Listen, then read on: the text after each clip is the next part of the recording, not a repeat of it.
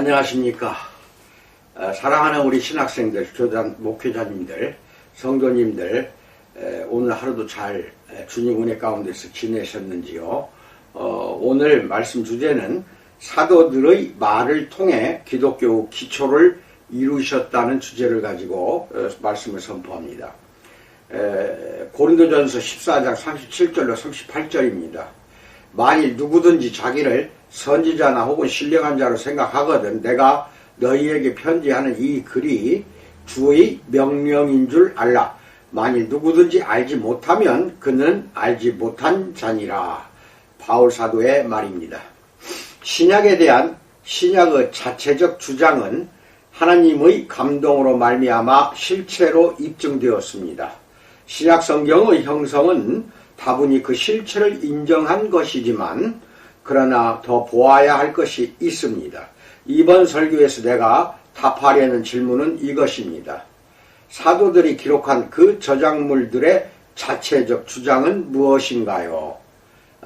이것이 이 시간에 답해야 할 질문입니다. 첫째, 사도들의 권위는 예수께로부터 왔다는 것입니다. 첫째이자 가장 중요하게 할 말은 이것입니다. 사도들의 저작물은 그 저작물에 대해 예수 그리스도의 지고한 권위 외에 아무런 자체적 주장도 펴지 않고 있습니다. 스스로 인식하고 있듯이 그 저작물들의 권위는 모두 파생적인 것입니다. 마태복음 28장 18절 하늘과 땅의 모든 권세는 예수 그리스도께 있는 것입니다. 오직 그분께만 아버지께서 요한복음 17장 2절 만민을 다스리는 권세를 아들에게 주신 것입니다. 오직 그분만이 마태복음 11장 27절 내 아버지께서 모든 것을 내게 주셨으니 아버지 외에는 아들을 아는 자가 없고 아들과 또 아들의 소원대로 계시를 받는 자 외에는 아버지를 아는 자가 없느니라 이렇게 말합니다. 오직 그분만이 요한복음 14장 6절 내가 곧 길이요 진리요 생명이니 라고 말씀하실 수가 있습니다. 오직 그분만이 마태복음 16장 18절 내가 네게 이르노니 너는 베드로라 내가 이 반석 위에 내 교회를 세우리니 음부의 권세가 이기지 못하리라고 말씀하실 수가 있습니다. 오직 그분만이 아주 유례없는 방식으로 가르쳐 마태복음 7장 28절로 29절 무리들이 그의 가르침에 놀라니 이는 그 가르치시는 것이 권위 있는 자와 같고 그들의 서기관들과 같지 아니함이었습니다. 오직 그분만이 마태복음 25장 31절로 32절 인자가 자기 영광으로 모든 천사와 함께 올 때에 자기 영광의 보좌에 앉으리니 모든 민족을 그 앞에 모으고 각각 구분하기를 목자가 양과 염소를 구분한 것 같이 하실 것이라고 말씀하십니다. 오직 그분만이 마태복음 24장 35절 천지는 없어질지언정 내 말은 없어지지 아니하리라고 말씀하실 수가 있는 것입니다. 오직 그분만이 누가복음 8장 24절 바람과 물결을 꾸짖으시니 이에 그쳐 잔잔하여졌다고 말합니다. 오직 그분만이 절대적 권위로 귀신들에게 명하시기를 누가복음 4장 35절로 36절 잠잠하고 그 사람에게서 나오라 하시니 귀신이 그 사람을 무리 중에 넘어뜨리고 나오되 그 사람은 상하지 아니한지라 다 놀라 서로 말하여 이르되 이 어떠한 말씀인고 권위와 능력으로 더러운 귀신을 명함에 나가는도다 하게 하실 수가 있습니다. 오직 그분만이 자신이 죄를 용서하신다고 주장하시며 죄 용서는 하나님만이 하실 수 있는 일입니다. 마가복음 2장 10절로 11절 인자가 땅에서 죄를 사하는 권세가 있는 줄을 너희로 알게 하려 하노라 하시고 중풍병자에게 말씀하시되 내가 네게 이르노니 일어나 네 상을 가지고 집으로 가라 하셨습니다. 오직 그분만이 감히 요한복음 5장 19절 아버지께서 행하시는 그것을 아들도 그와 같이 행하느니라고 말씀하셨습니다. 바로 이것들을 사도들은 보고 듣고 기억하고 기록했습니다. 그분은 만유의 주시오 사도행전 10장 36절 하나님이십니다. 요한복음 1장 1절, 20장 28절, 로마서 9장 5절, 골로새서 2장 9절, 히브리서 1장 8절로 9절 찾아보세요. 구약에서 여호와께 적용되던 말들을 사도들은 부활하신 예수께 적용했습니다. 로마서 10장 11절, 고린도전서 1장 31절, 고린도후서 10장 17절, 에베소서 4장 8절, 빌립보서 2장 10절 찾아보세요. 그러므로 그분은 홀로 하나이신 주제 곧 우리 주님 즉 주이시다 하는 것이 유다서 1장 4절을 찾아보세요. 두 번째, 새롭고 독특한 권위로 세상에 오신 예수님이라는 것입니다. 네덜란드 개혁주의자 신학자 헤르만 바빙크는 예수님이 신약의 증인들의 사고 속에 점하신 위치를 다음과 같이 요약했습니다. 신약 전체의 예수의 증언은 하나님의 무한 진리로 기술된다.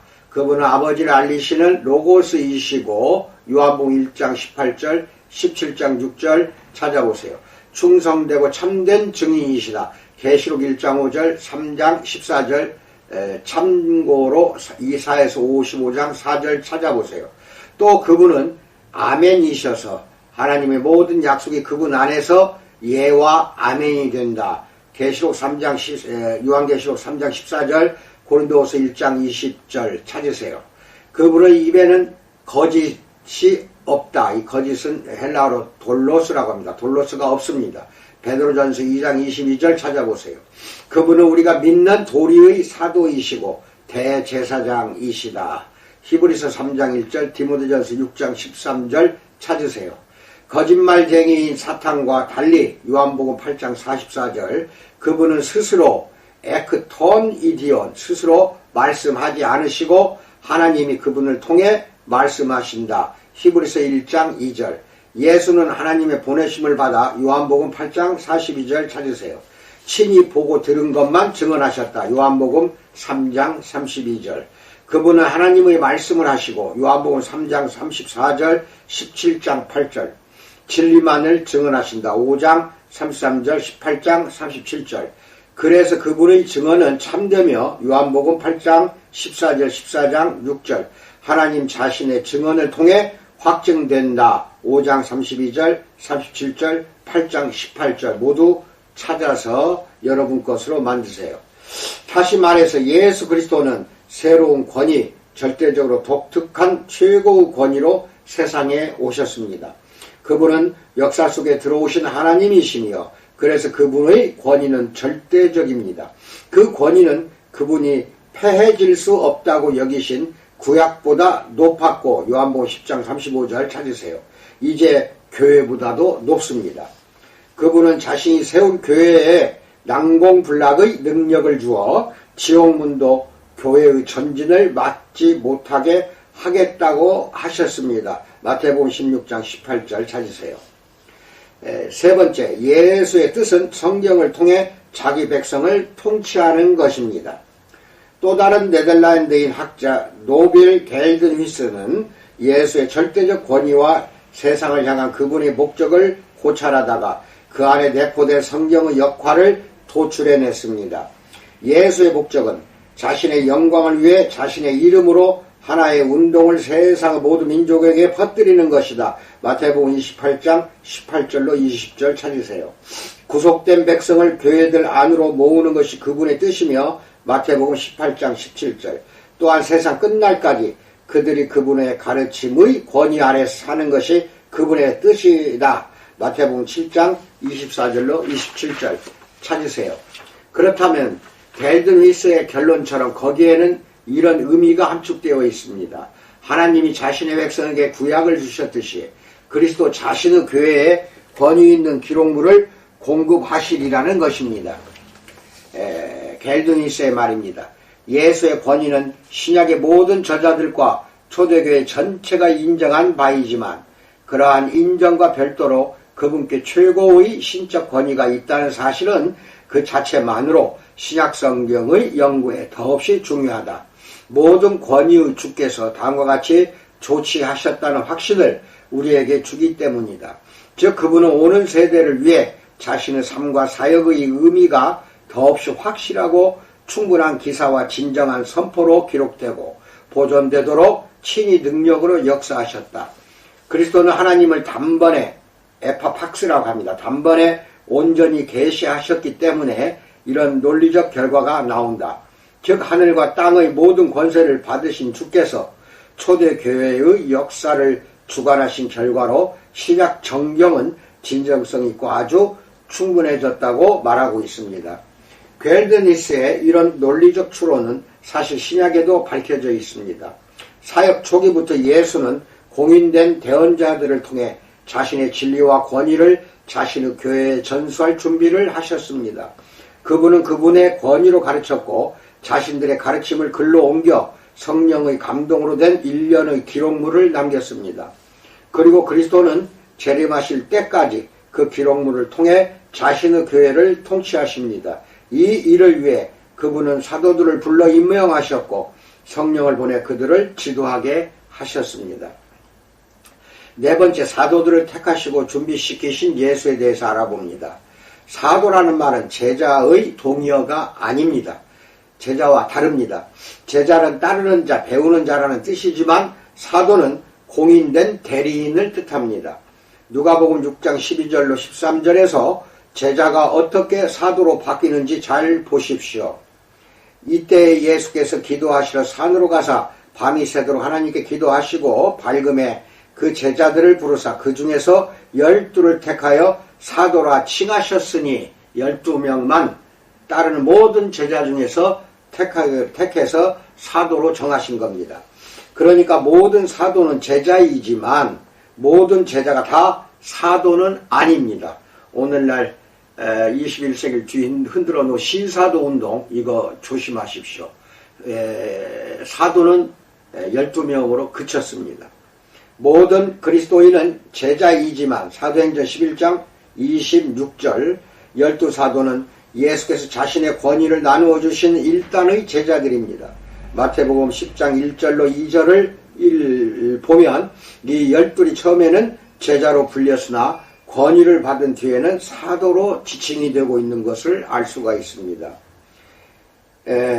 예수께서 그의 12제자를 부르사 더러운 귀신을 쫓아내며 모든 병과 모든 약한 것을 고치는 권능을 주시니라. 12사도의 이름은 이러하니 베드로라 하는 시몬을 비롯하여 그의 형제 안드레와 세베대의 아들 야고보와 그의 형제 요한, 이런 말들이 나옵니다.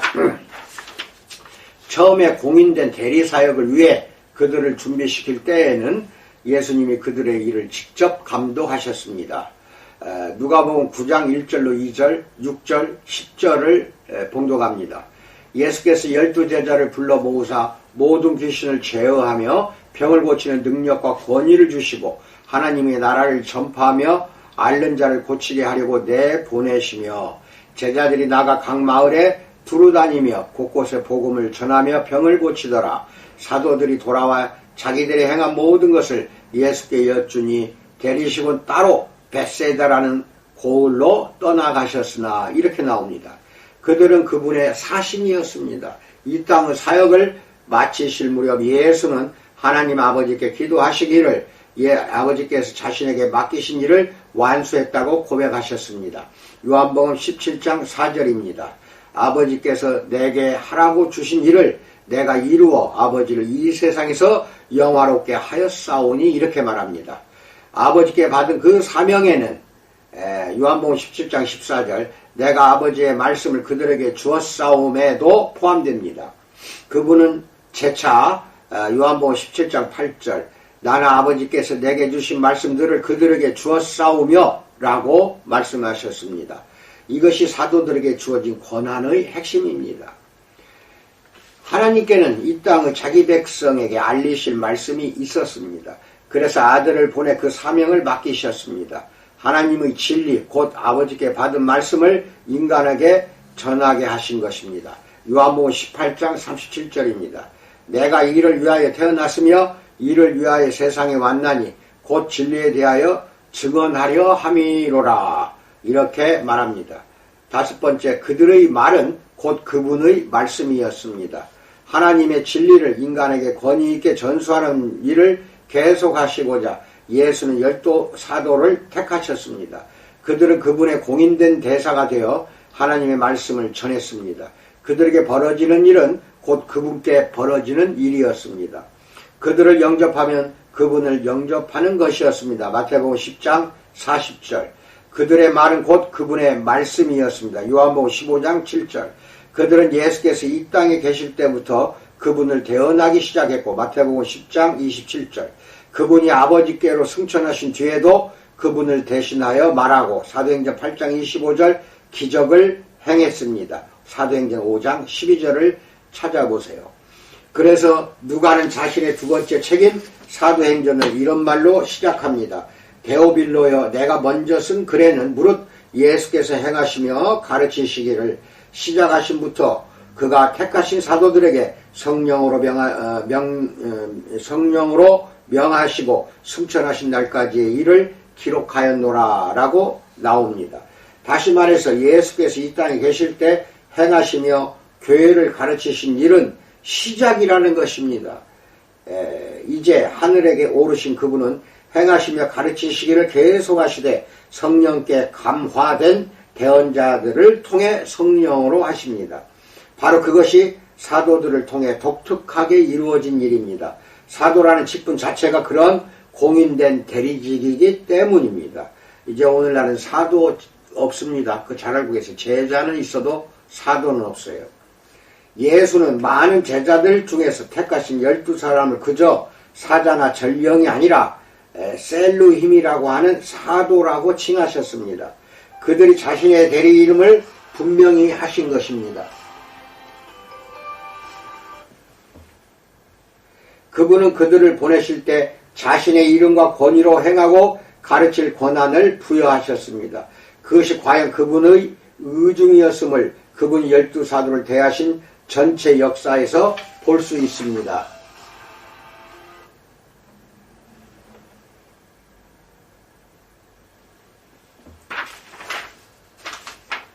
예수님은 사도들의 대리사역의 신빙성을 확보하시고자 그들에게 진리의 영이신 성령의 특별한 도움을 약속하셨습니다. 요한복음 14장 25절로 26절, 16장 12절로 14절을 찾으세요. 그래서 예수님은 승천하신 후에 사도들은 하나님께 받은 막중한 책임대로 부활하신 그리스도의 권위에 완전히 복종하여 섬겼습니다. 그들은 자신들에게 독특한 권위가 있음을 알았고 그것이 절대적 권위가 아님도 알았습니다. 그들은 권위 아래에 있는 사람들이었습니다. 여섯 번째, 하나님 앞에서와 그리스도 안에서 말하노라에 대해서 알아봅니다. 바울, 로마서 1장 1절, 바울과 야고보서 1장 1절, 야고보와 베드로서 1장 1절, 베드로와 유다서 1장 1절은 다 자신을 예수 그리스도의 종 또는 노예라고 칭했습니다.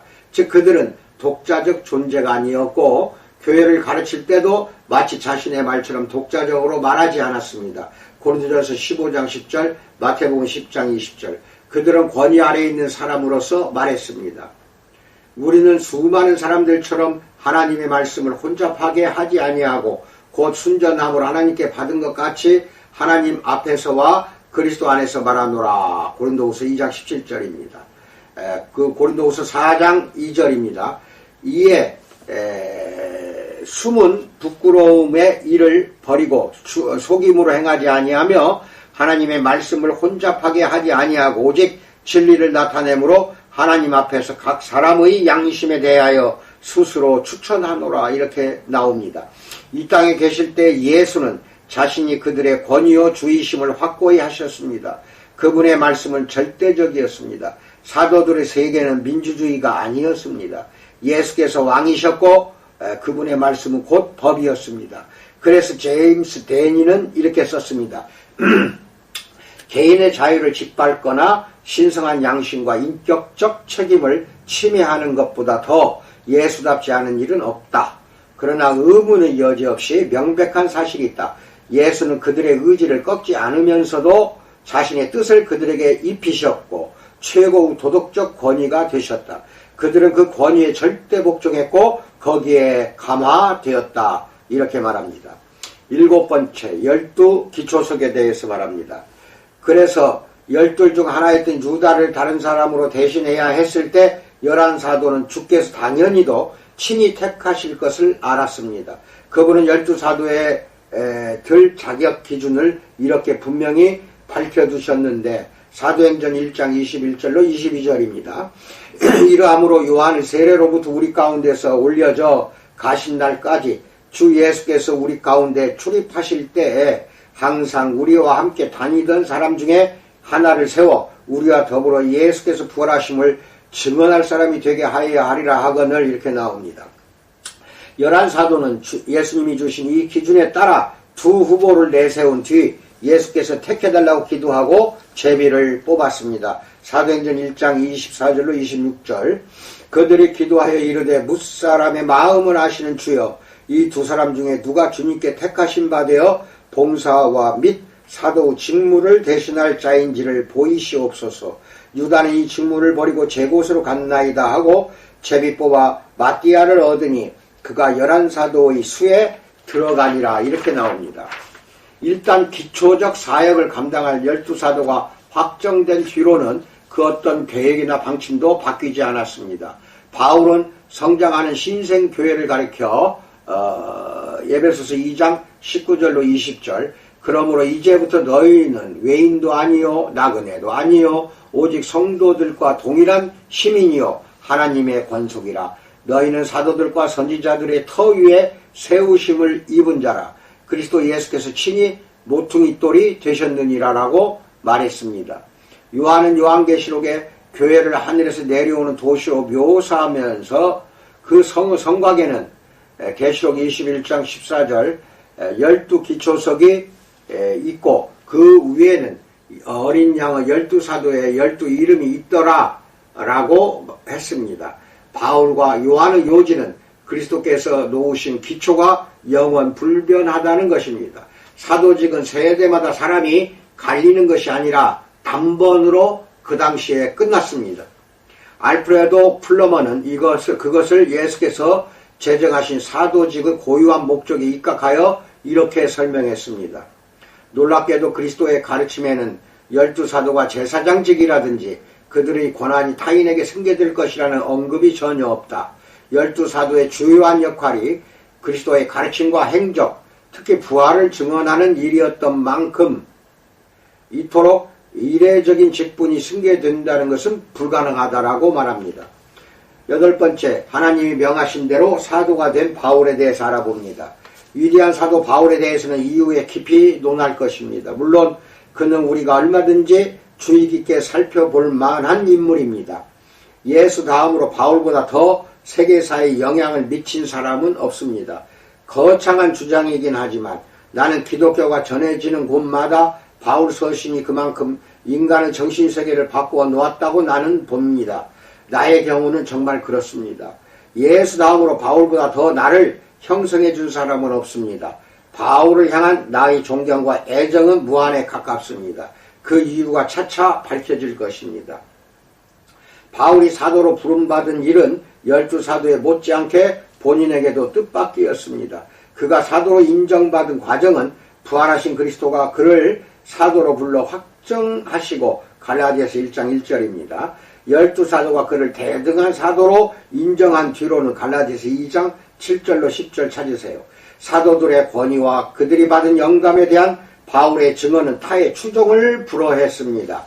그는 흔들림 없이 자신의 사도직을 변호했습니다. 디모데전서 2장 7절, 고린도전서 9장 1절로 2절, 15장 8절로 10절, 고린도후서 12장 12절 찾으세요. 그는 예수께서 자신에게 교회를 세울 독특한 권위를 주셨음을 알았습니다. 고린도후서 10장 8절, 13장 10절 찾으세요. 자신이 전하는 복음이 기초로서 다른 모든 도전자들에게 시금석이 될 것도 알았습니다. 갈라디아서 1장 8절로 10절 찾으세요. 자신이 그리스도의 이름으로 전하는 내용이 참으로 하나님의 말씀임도 알았습니다. 데살로니가전서 2장 13절 찾으세요. 그 전도가 자신의 뜻에서 난 것이 아니라 하나님이 명하신 대로 자신에게 맡겨진 메시지임도 알았습니다. 디도서 1장 3절 찾아보세요. 그래서 바울은 지극히 크다는 거짓 사도들보다 자신이 부족하지 않음을 알았습니다. 그들이 예루살렘에서 왔을지라도 말입니다. 고린도후서 12장 11절로 12절을 봉독합니다. 내가 어리석은 자가 되었으나 너희가 억지로 시킨 것이니 나는 너희에게 칭찬을 받아야 마땅하도다. 내가 아무것도 아니나 지극히 크다는 사도들보다 조금도 부족하지 아니하니라. 사도의 표가 된 것은 내가 너희 가운데서 모든 참음과 표적과 기사와 능력을 행한 것이라라고 바울 사도는 말합니다.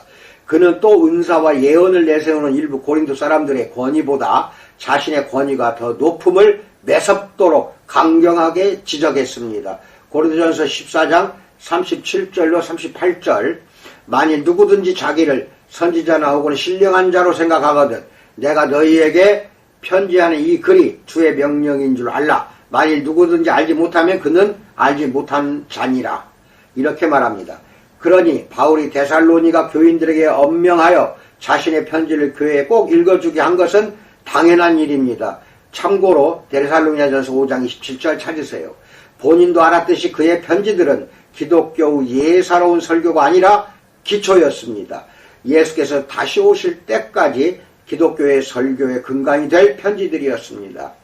바울은 하나님이 자신에게 성령으로 말하는 역할을 주셨음을 알았습니다. 고린도전서 2장 13절 우리가 이것을 말하거니와 사람의 지혜가 가르친 말로 아니하고 오직 성령께서 가르치신 것으로 하니 영적인 일은 영적인 것으로 분별하느니라 라고 사도 바울은 말합니다. 다시 말해서 바울은 예수님이 성령을 보내 사도들을 진리 가운데로 인도하시겠다고 하신 그 약속 요한복음 14장 25절로 26절 16장 12절로 14절의 성취로 자신이 성령의 감화를 받아 진리를 기록했다고 주장했으며 그 진리가 하나님의 감동으로 된 권위 있는 구약과 본질상 대등한 수준임을 역설했습니다. 베드로도 바울의 저작에 대해 이렇게 말했습니다. 베드로후서 3장 15절로 16절 또 우리 주의 오래 참으심이 구원이 될 줄로 여기라. 우리가 사랑하는 형제 바울도 그 받은 지혜대로 너희에게 이같이 썼고 또 그 모든 편지에도 이런 일에 관하여 말하였으되 그 중에 알기 어려운 것이 덜어 있으니 무식한 자들과 굳세지 못한 자들이 다른 성경과 같이 그것도 억지로 풀다가 스스로 멸망에 이르느니라 라고 권고하고 있습니다. 아홉 번째 사도들의 권위는 예수의 권위와 운명을 같이 한다는 데 대해서 알아봅니다. 사도들은 자신의 말이 그리스도 안에서 성령으로 말미암아 무오하고 진실하다고 주장했습니다. 이런 주장은 구약의 소망에서 그리고 하나님의 아들이신 메시아 예수의 성육신에서 비롯된 유기적인 결과였습니다. 사도들은 있지도 않은 예언적 영감을 교회에 억지로 주장한 것이 절대로 아닙니다. 하나님의 보내심을 받아 구약을 성취하신 메시아께서 그들을 불러 세우셨습니다. 그들의 진실성과 권위는 그분의 그것과 운명을 같이 합니다. 그분은 오셔서 진리를 증언하시되 요한복음 18장 37절 하나님의 모든 권위로 하셨다. 요한복음 17장 2절 마태복음 28장 18절 또 그 진리와 권위가 일단의 사도들을 통해 보존되도록 계획하고 준비하셨다. 그래서 자신의 영으로 그들을 교회의 건립과 보존에 필요한 모든 진리 가운데로 인도하셨습니다. 요한복음 14장 25절로 26절, 16장 12절로 14절, 에베소서 2장 20절, 고린도전서 2장 13절 찾아보세요. 이 대언자들은 그리스도를 향한 하나님의 뜻과 교회를 향한 그리스도의 뜻에 온전히 일치되게 자신들의 가르침을 글로 옮겼고 그렇게 자신들이 교회를 위해 쓰는 글이 예수님이 재림하실 때까지 교회의 무오한 헌장이 될 것을 엄숙하게 인식했습니다. 그러므로 이제부터 우리는 성경에 대한 성경의 자체적 주장이 과연 사실인가 하는 문제로 넘어갑니다. 기독교의 성경은 하나님의 말씀인가요? 전적으로 그분의 감동으로 된 무오한 성경이라는 의미에서 그러한가요? 이 질문에 대한 나의 대답은 그렇다입니다. 이 설교의 나머지는 어떻게 그런 확신의 정당한 근거를 얻을 수 있는지를 밝히려는 나의 노력입니다. 끝으로 모두가 이 영상을 보시는 분마다 두 가지를 부탁합니다. 첫째, 인터넷의 다음 검색창에 우리 공동체 교회를 카페를 찾아서 오늘자로 올린 이 영상을 올린다면 모든 영상이 713개가 있고요. 그 영상을 찾아보시려면 인터넷 설교방송이라는 왼쪽 메뉴란을 클릭하고 들어가시기 바랍니다. 물론 가입하고 영상들을 살펴보시고 그 외에 이제 말씀 카드 뉴스가 있어요. 이런 것 등등은 여러분에게 아주 소중한 자료가 됩니다. 꼭 들어가서 가입하고 여러분 것으로 만들고 영상도 시청하시기 바랍니다. 두 번째, 유튜브를 검색창에 우리 부천 우리 공동체 교회를 그 검색창에 삽입하고 클릭하시면은 바로 연결이 됩니다. 그 유튜브에는 647개의 영상이 올려져 있습니다. 여러분 것으로 모두 만들기 바라며 최근 것뿐만 아니라 과거의 것도 굉장히 중요합니다. 전부 다 한 700개 이상 되는 영상들을 여러분 것으로 소화하시기 바랍니다. 그렇게 해서 모든 신학을 배우고 신장시키는 자들은 반드시 이 영상을 보시면서 신앙을 더욱 바르고 돈독하게 하려는 자들은 모두 시청해서 자기 것으로 만들어야 할 것입니다. 이상으로 여러분 우리 신학생과 목사님들 또 성도님들 가정과 지교회에 주님의 충만한 평강의 복이 넘치기를 주님의 이름으로 축원드립니다. 감사합니다.